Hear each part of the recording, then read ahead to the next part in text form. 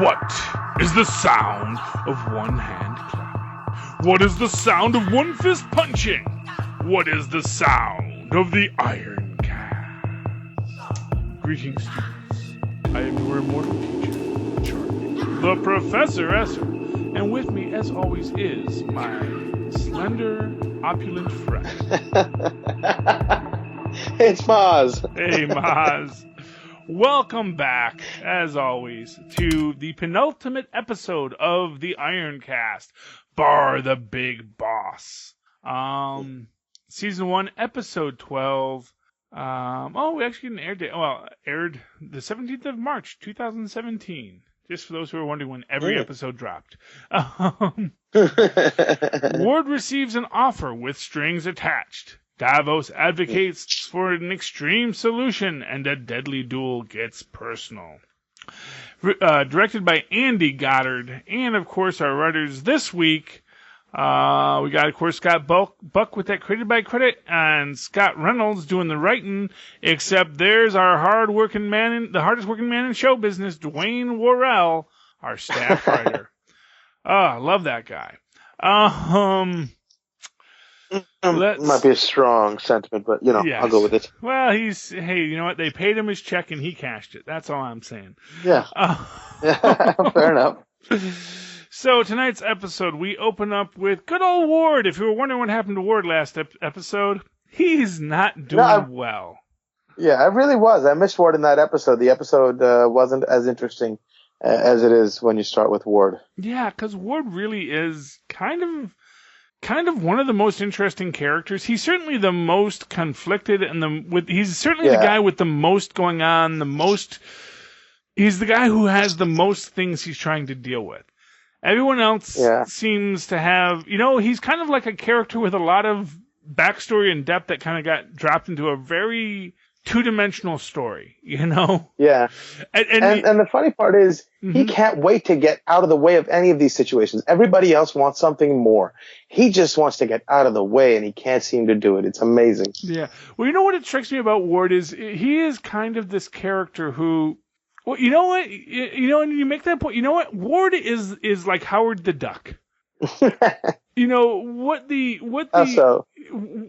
the thematic of most Howard the Duck comics is that Howard the Duck doesn't want to be in the world of superheroes.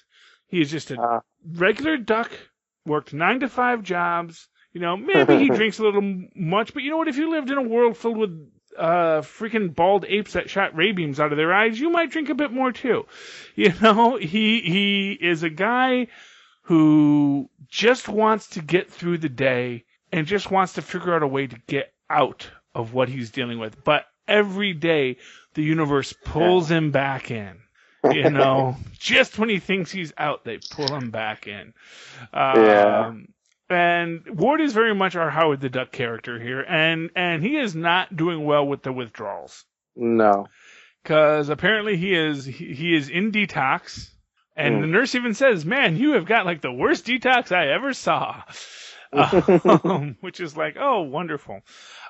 Which even has him to the point of hallucinating and seeing Howard sort of moving with this, vampire-like, jump cuts. And, gets right up very to his Fight Club referencing. Yes, and he is so hungry. He is not having a good day. And I'm trying to think. Yes. Yeah, after he tries bribing Nurse Hill, she finally leaves, and somehow in walks Bakuto. Yes. And he gives him his pitch, and man, he runs a good game when he needs to. Oh yeah. Well, Bakuto really. I mean, here's the thing. First off, Bakuto to Ward is kind of like Gao to Danny, which is like, they got their number. They know you don't really want any of this nonsense. You are the guy who is really trying to get out of this, Right. I mean, Gao might have misread Danny in the sense that, Danny is conflicted on this, but Ward, he just wants out. But of course, Bakuto isn't even going to let him get out, but he's going to let him get out from under his father. He's going to give him half of what he wants. You know, Yeah. and even then he gets him a pretty sweet deal, honestly. You know, he can run the company just by name, doesn't even have to do anything. And he'll just keep collecting money and allowing him to use Rand to get what he wants. Well, exactly. And it's like, you couldn't have gave a sweeter deal to Ward. No, and he gives him the special Narcanol, you know, Narcanol Green, you know, which, you know, I guess has special anti-heroin powers. You know, I mean, honestly, really, it is, or not Narcanol, Narcanan. That's what it's called when you're having an OD, when you're having an opioid OD. You know, you have the Narcanan in your kit for the EMT. I have friends who are EMTs, so I know this. It's, you know. And I think he just called it an antidote, didn't he? Yeah, it's the antidote. Well, yeah, because they're being all mystical. It's like, you know, it's, you know, really, but it just goes to show you, like, it doesn't matter how much a chemist is involved. If you say, we are the Hand, woo, we are so spooky with our mystical heroin and our mystical Narcanan, you know. You know, it makes the extreme paranoia go away. But, you know, he gives it to him, and, you know, to help him. He also said it hastens the sickness after the withdrawal. Yeah. And you get through it quicker. Yes, well, it helps him get rid of the sickness, which is what he needs, because it was kind of suggested even that the part of this drug was that you would just be in, like, withdrawal for the rest of your life, you know. Oh my gosh. That you would just never be able to overcome it without this special drug. Oh my god. You know, that makes the addiction go away. Oh yeah.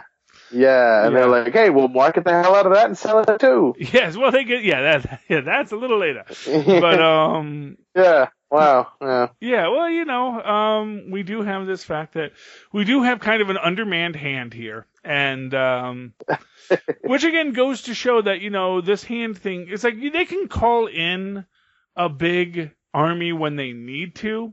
When there is a Devil of Hell's Kitchen that needs to be fought, that is, especially when there's a Punisher as well on the loose. But, you know, for simply an Iron Fist, no one has thought to call in the Hand army. Although, given that there's, you know what, this actually makes sense if you think about it. There's a power struggle. So I'm going to connect this all for you, okay? There was a power struggle in Daredevil. Well, no, there wasn't a power. So Gao had her strong spot. You know, Bakuto was just some, you know, flea on her dog, but it was a useful flea, as they say. Little Guardians of the Galaxy reference for you. And, you know, so Gao is strong until Daredevil Season 2. And suddenly, everything that Gao and the Hand are working for is kind of getting undone by this Daredevil guy, you know? He is beating their men. He is, you know, their secret weapon, their Black Sky they're bringing in gets killed. You know, everything is going wrong, and that shows Gao's weakness. You know, even the Kingpin, who she had allied with, goes to prison at the end of the first Daredevil. So, you know, even though we see he's still a very powerful man, you know, Gao is weak. And then this Iron Fist shows up. And now it's a chance for Bakuto to make his move, you know, because, you know, they all know about the legend of the Iron Fist. They all know the Iron Fist is a threat, but, you know, it's who's going to be able to deal with him. And so this is how Bakuto makes his move, but nobody wants to call in the army. Because first, if they just called in the Ninja Army into New York, like, you know, a couple seasons ago, you know, it's like, you know, because then they're just going to replace everybody, you know, because there's somebody who's really at the top who's going to be like, you know what, guys, we're really starting to think you're not good at your jobs, you know. Right. We need a shake up in management. Yeah, well, you know, really, I think that may be what we're looking at here, and where people may need to go eventually. You know, it's like, that was the scene. That was the main theme in Luke Cage as well. Well, the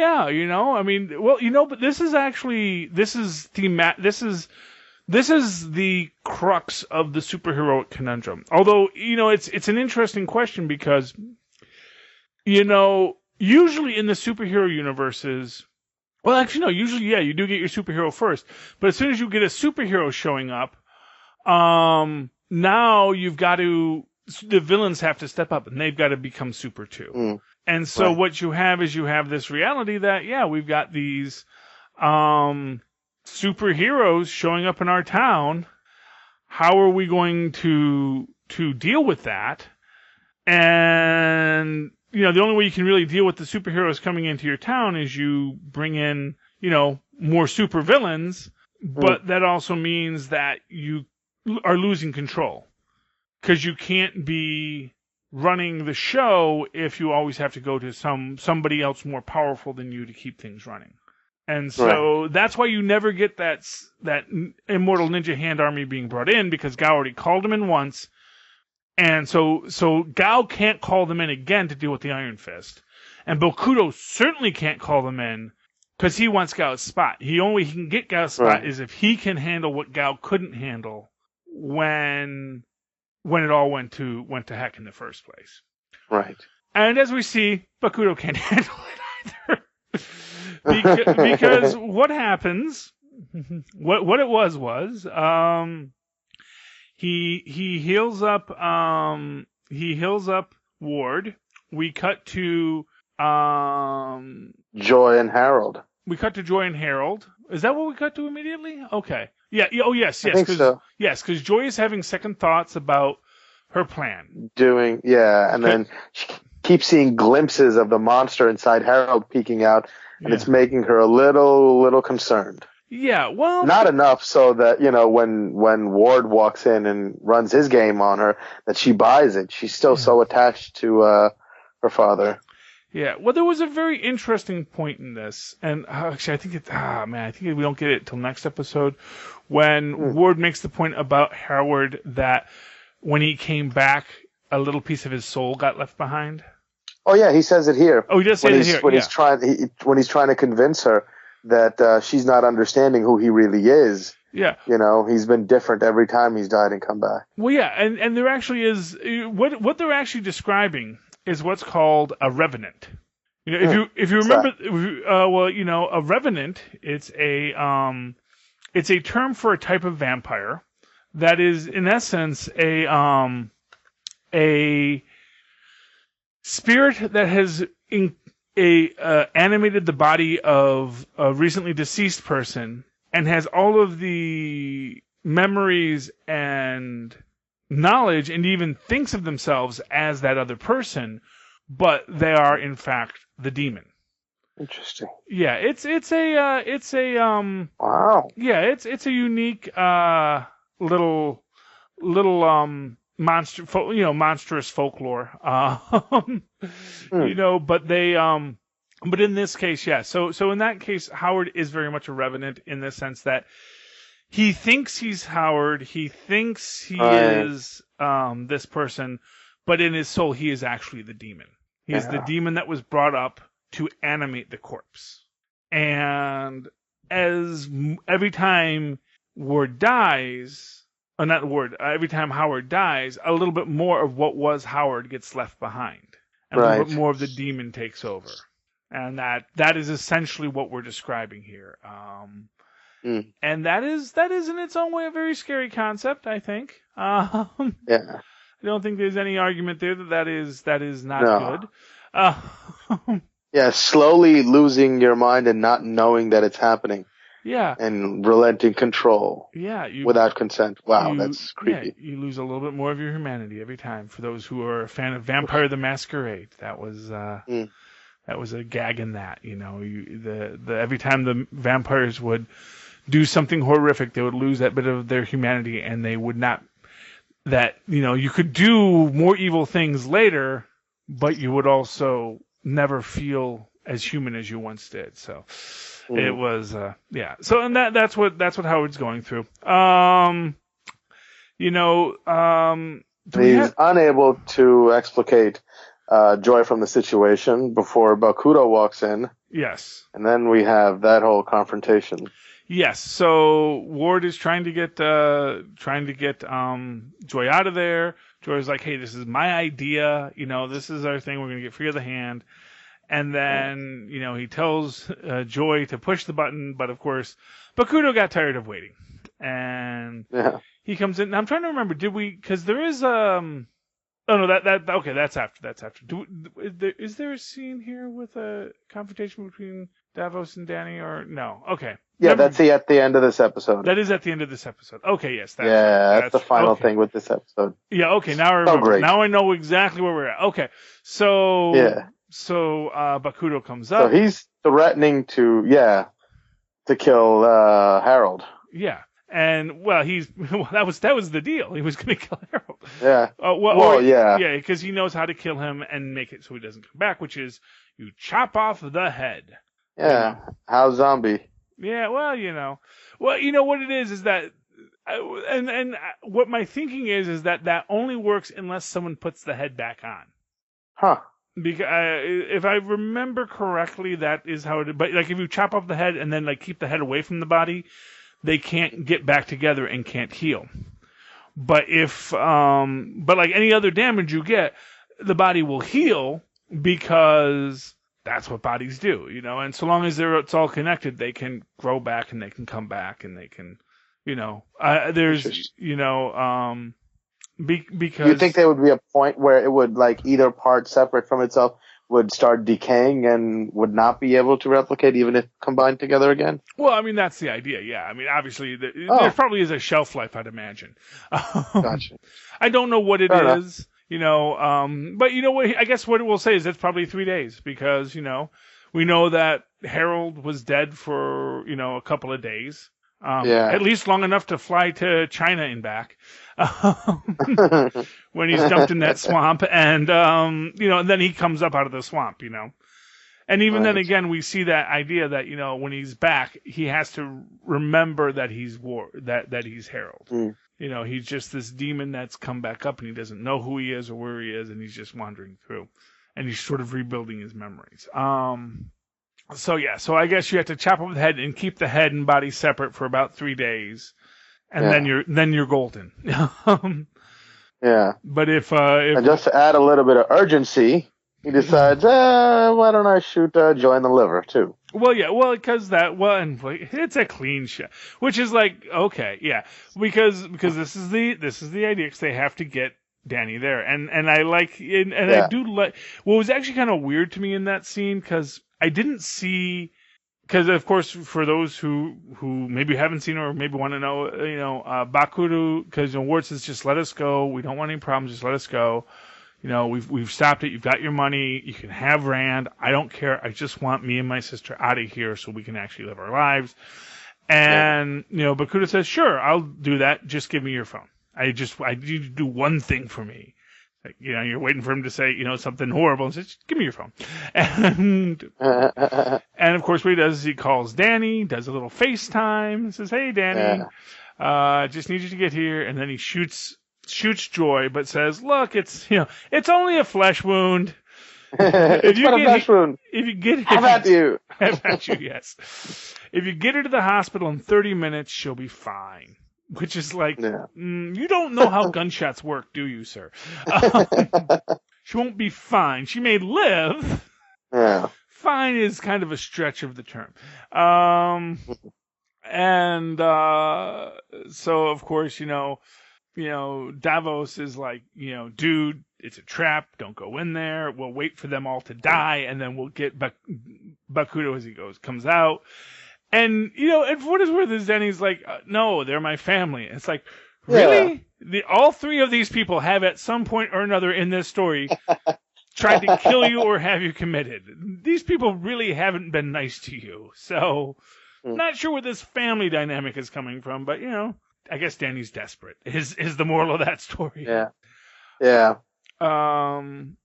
But that's when we get to, the best part of the episode. What made this episode so awesome? Because from here on out, it's just like a giant fight scene, and it's awesome. Well, yeah. Well, okay. Just before the giant fight scene, Danny gets up there because they're about to cut off Howard's head, and he's Howard, but Ward is the Howard the Duck. Okay. Yeah. And of course, Denny, at just the last second, comes, and I'm sure Ward's in there, like, man, you couldn't have come here just like 1 minute later. Yeah. But anyway, but he's there, and he surrenders. And of course, they pull out the handcuffs, and he's like, "Oh, those aren't really necessary. I surrendered." And Bakuto's like, "Yeah, but you're still a kung fu master, even if you don't have the Iron Fist." And of course, we all know he still has the Iron Fist. The Iron Fist doesn't just go away, Yeah. just because you got angry once. Although we do see something interesting here, and I do think that there is a thing about anger and the Iron Fist, that anger does prevent the Iron Fist, because of course, yes, you think it was anger that stopped the Iron Fist in mid-tracks when he was facing Bakuto there? I thought did Bakuto do something? How did that just happen? And they never explain it. Well, because I think it is anger. That is basically from what I've seen so far, it is my take. There's a very cool character called Lyra. She is like the daughter of the Hulk, and she is the daughter of the Hulk with Thundra, who went back in time to get the Hulk's DNA from a cheek swab, so that she could bring it back to the future to her Femizonian society and have a child with male DNA, but the most powerful male ever, so that they could have Lyra. So she is born the old-fashioned way, as they say. Because at that point, it's just all, everybody is just grown in vats. But her vat had, DNA from a male. But one of the things is that part of what was weird about her with her DNA is that anytime she would lose focus, anytime she got angry, she would become weak. So whereas other Hulks, when they got angrier, got stronger, when she got angry, she got weak. And so she had to focus and do all that kind of martial artsy stuff. And when you think about what the Iron Fist is, that is it. It is about control. It is not about anger or lashing out. It is about focus and not... Which is why I think you can't... I think that the Iron Fist doesn't work as well if you're... if you lash out in anger. Because you think about the one time he almost hurt it was when he hit Gao, but he actually intentionally misses Gao. So he has all of his anger, and he punches the wall, and the wall shatters. But it's because he, I think that if he had tried to actually kill Gao, it would have stopped, because it's about losing control and losing that anger. And I think the anger that is derived from the guilt, because that he has that guilt that manifests as anger and the flames of anger, and that's what he's fighting against. That's what he's trying to control and harness in his chi. But as he's going down, we actually see him focusing as he's walking out, and you see his hands glow, and he snaps the cuffs. And then, yes, we get this awesome fight. We get Davos and Colleen come in, and they are just kicking hand butt all up and down the lobby. The scenes were really well choreographed, and I think from here on out, the locations that they picked for these fight scenes were really, really awesome too. Oh yes, and we wind up, it's just Bakuto left, and they've killed all his men, and now they're chasing after Bakuto. Yes, and we get Bakuto and Colleen squaring off, and I love when it's just such a great fight scene, such a great thing, and then you get this perfect thing where basically, he says you're only as good as your weapon. Yeah, and he cuts her sword in half, and she says it's not, it's not your weapon, it's how you use it, and just stabs him with the broken sword. Yeah, kicks it in midair and tosses it at him. Yeah, that's as the shard is falling from the sky. It's so cool. Oh yeah, when it was just fantastic, and so he is down, and then she decides to spare him. Yeah. And, and they're like, he'll be the first head of the hand to go to jail, Yeah. Which, you could just see Luke Cage if they were already friends, Luke Cage and Danny Rand. He'd be like going, "Sweet Christmas, you really think this man's going to jail?" Yeah. And to his credit, for as simple-minded and as one-track minded as Davos is, he knows that doesn't make any sense. Yes, and so he finishes the job. Yeah. Proving, even if only to himself, that the Iron Fist should have been his responsibility. Absolutely. And then, of course, he and Danny get into a fight. Yeah, and it's like you get such a great fight scene, 2 really awesome fight scenes here, and you're like, oh, okay. And then all of a sudden, no, they're not going to give us another one, are they? And then they walk into this awesome little, back into the little covered area and have their fight. And I was like, oh, what a great episode so far. Yeah, I mean, it is fantastic. And it is about, Danny doesn't want to hurt Davos. He wants him to yield because he really does feel that, there is something greater for here. And, it is this great dichotomy in this idea of, Kunlun is not protected, but neither are the people of New York City, There's, that the Iron Fist maybe needs to be bigger than one town in the Himalayas, Exactly, because the hand certainly is. Yeah, exactly, We can protect our treasure in our cave like a dragon with our hoard of wisdom and knowledge, or we can go out into the world and fight for what we say we believe in. Yeah. It is the hermit's conundrum. We can gain enlightenment and recognize goodness and light, but if we do not go out into the world of corruption, are we simply misers of our wisdom? Anyway. And then,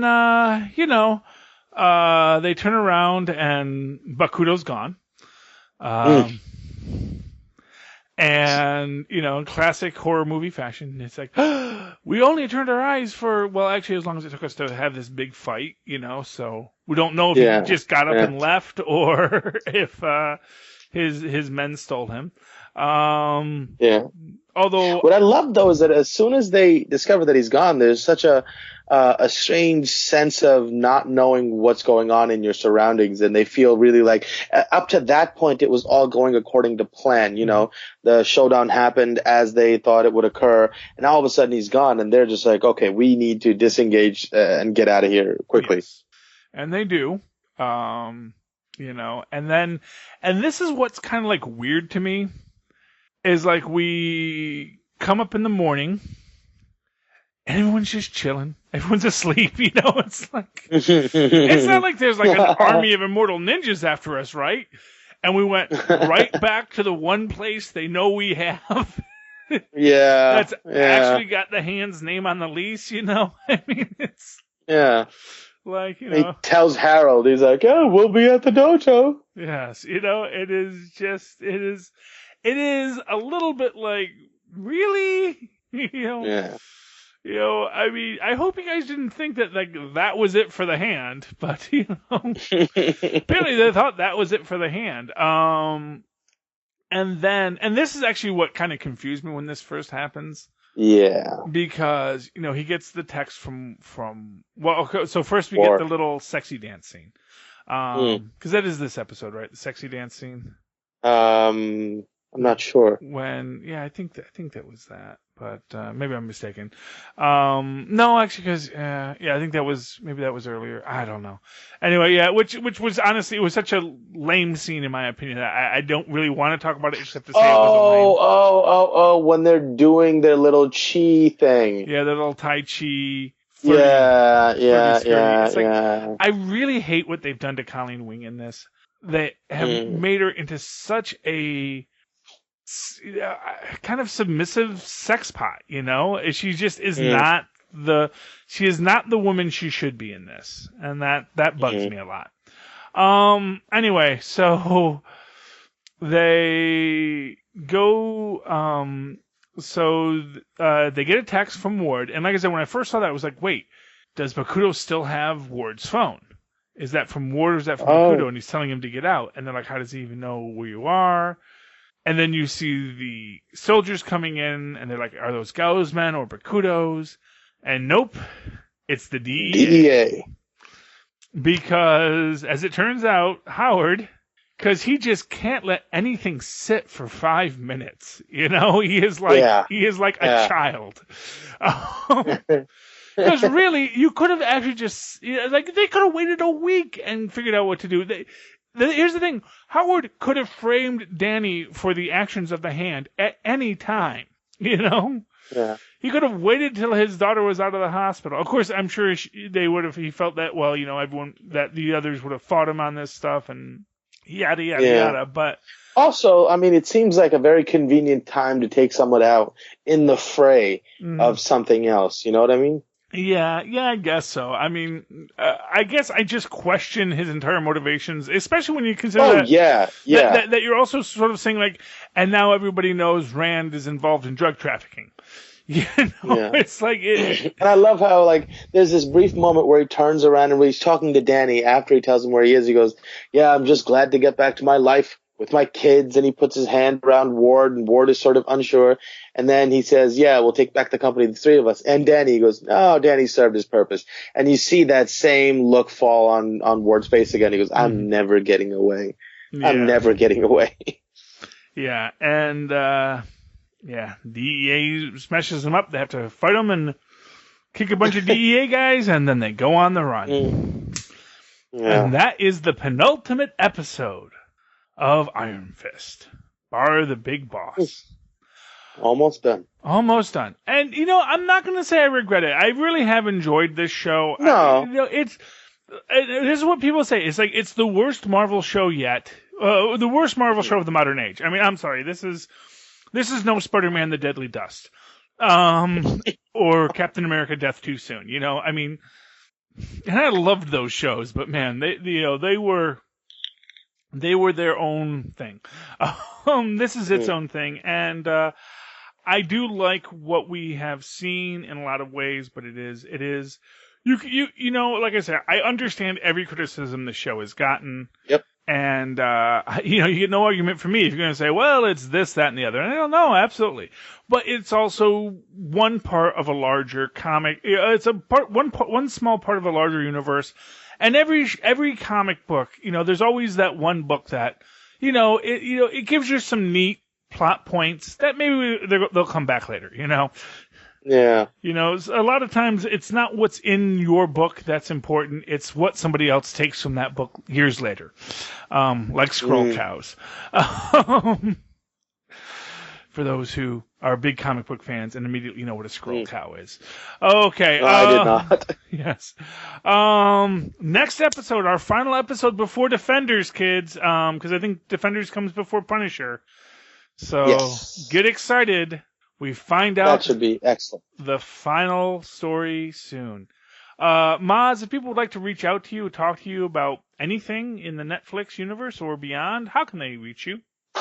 Oh, they can find me on Facebook under Mozz Manzor, or reach out to me via my email, mozzmanzor@gmail.com. That's MOZZMANZOOR. Awesome. And, of course, you can always follow me, or you can always write to me in the old-fashioned email way at superconnectivityblog@gmail.com. That's superconnectivityblog, all one word, at gmail.com. There's 2 N's in connectivity. Remember that. And, of course, you can always follow me on the Twitters the way the kids do today, at Charlie Esser. That's CharlieEssesscr. Look for the 2 E's in the middle for quality. Students, you have learned almost all I have to teach, and soon we will learn just a bit more as Iron Fist rounds out its final series of final first series. We'll see if we get a second series on this. And in that way, we know that the path of the Iron Fist is not a path to a door, but a road leading forever into the horizon. Namaste.